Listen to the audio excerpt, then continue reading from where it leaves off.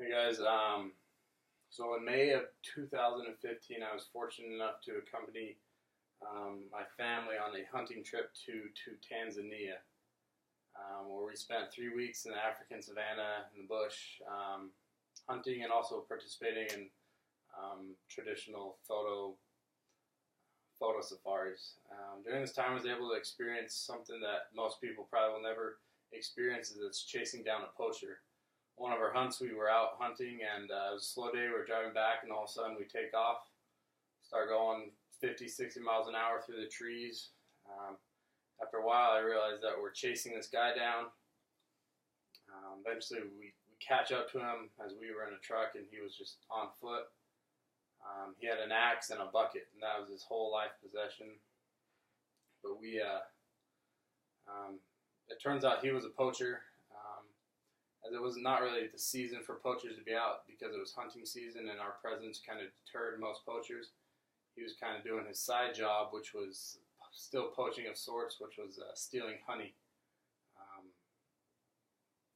It turns out that they have caught this guy multiple times, and he has actually been caught killing animals, but we caught him poaching honey.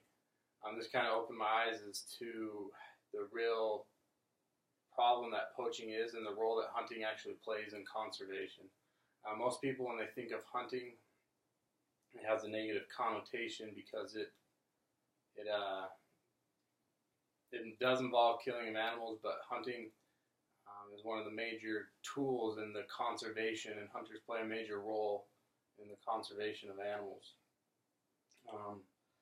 Hunting, especially in Africa, is a major source of economic, income. It brings in large amounts of money to these countries that otherwise are pretty poor. Just check my notes. It says so over 23 countries in Africa have some sort of hunting operation in them.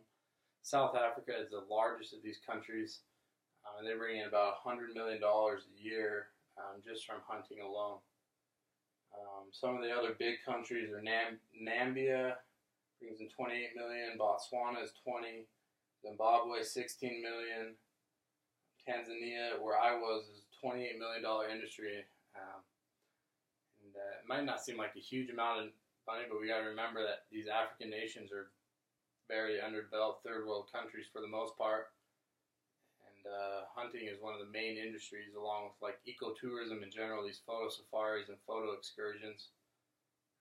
Ecotourism in general is one of the major economical influences that these countries have. This is important because the money that is spent on these hunts by hunters, and this money from photo safaris as well, this is the main source of money for fighting poaching and helping conserve these animals and the wildlife in general.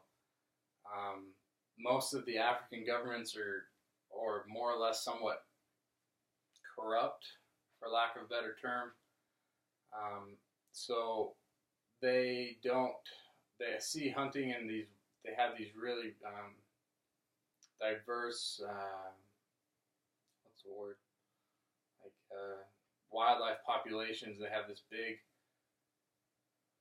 can't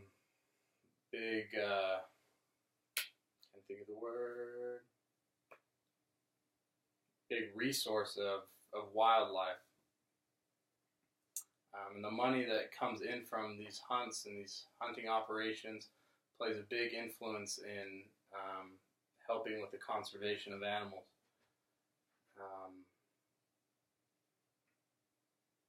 Most of the money goes towards some sort of anti-poaching effort. I know at least where I was in Tanzania, the company we went with, they employ lots of native African people to run the camps, and the guides and the trackers and the people that handle the animal for you afterwards. Their main job in the off season is anti-poaching.